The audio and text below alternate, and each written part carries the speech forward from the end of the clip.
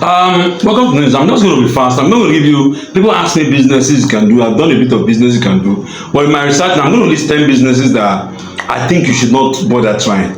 Okay, some of them people are still doing them. Some of people are explaining, but my majority are not doing well in it.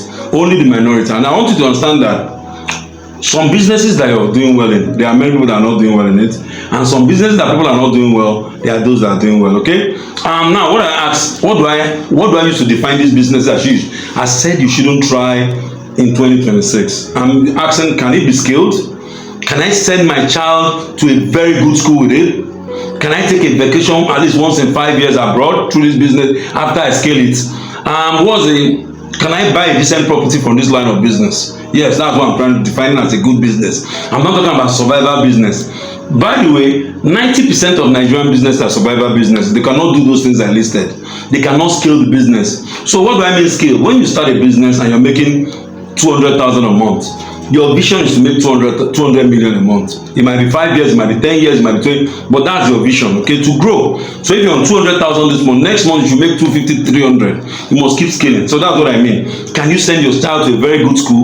Can you be able to afford a vacation through that business once in 5 years? Can you buy a decent property that you live through that business? Okay, because majority of people are doing business, but they are using another income and they are portraying like that business is doing well. So the first business I want you to know that you should not try is your newspaper or traditional bookstore.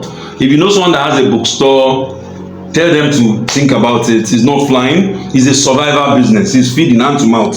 Physical print is dying fast. Okay, platforms like Facebook, TikTok, Instagram, YouTube have taken attention.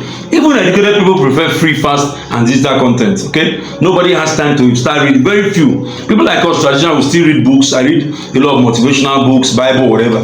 But as per all these newspaper stands and all that, they are dying. So if you know someone that is into it, there are ideas I can share with them of how they can metamorphose to survive, to be able to do those things I said, except they just want to survive and do hand to mouth.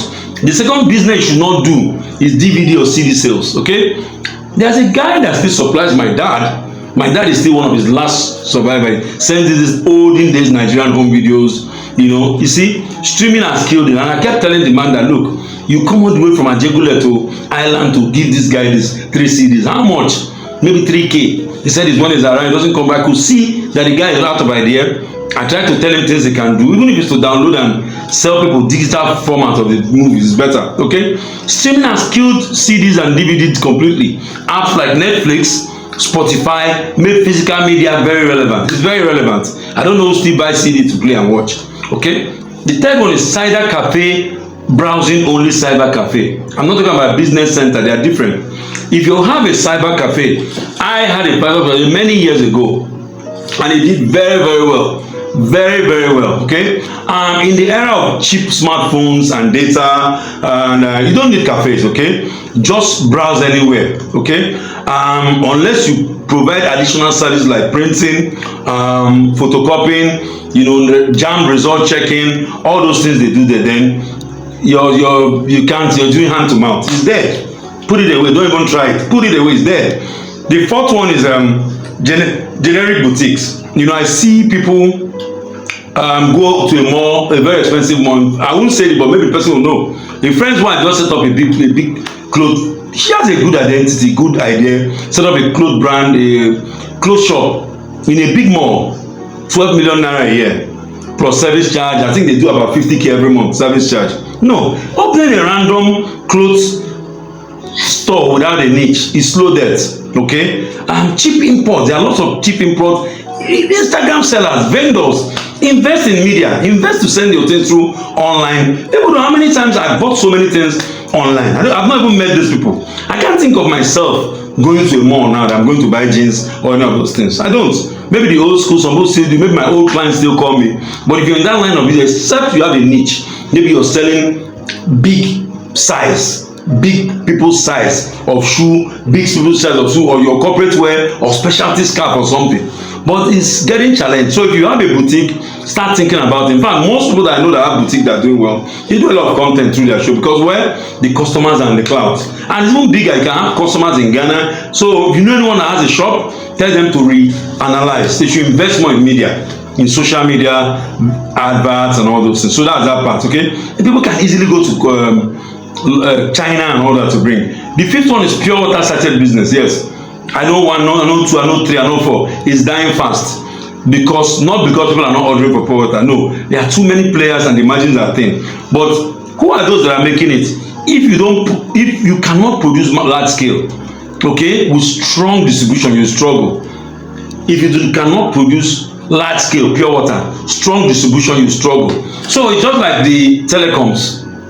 We have only 4 major telecoms companies in Nigeria. Now, but those days they gave license, they were close to 7. The other ones died out. So that's what's happening to pure water. You notice a few are the ones dominating. They love everyone. Every now and then, people come out and they hit them back. People come out and because it's quite competitive.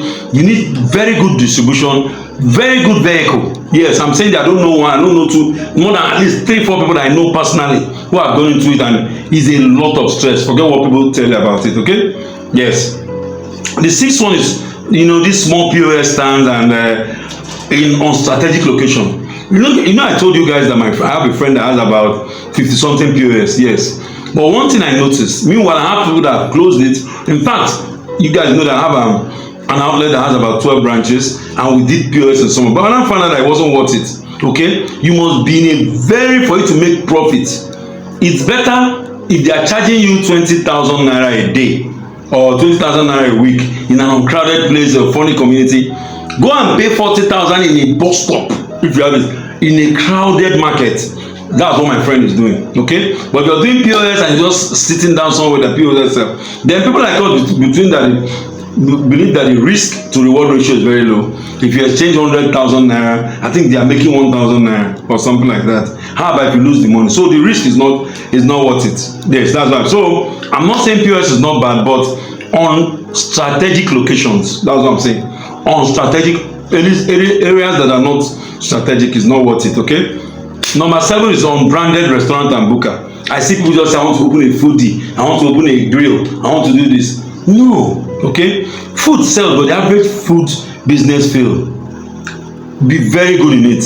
Why is the restaurant failing? Let's be honest ourselves. You are average, okay? No brand, no system, no consistency. Customers will not return. I come into a place, just eat, come say, come serve. That is one of the reasons why your restaurant is struggling. You have by there okra soup. No, be known for something. There's a place I buy white soup. That's what they sell. They sell other things, but I don't even care. I buy white soup because of that place.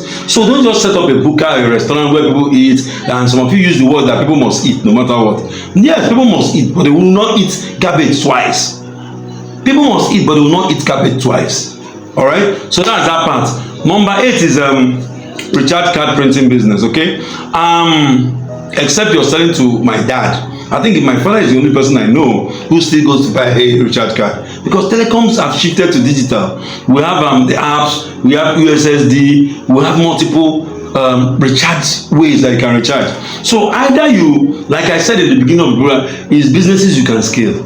Okay, can you ask yourself honestly, with this method you're running, that can you scale? You cannot scale. Okay, you must think of a way to move to the next level. Maybe you buy wholesale, and you must still have a website or app whereby people buy from you.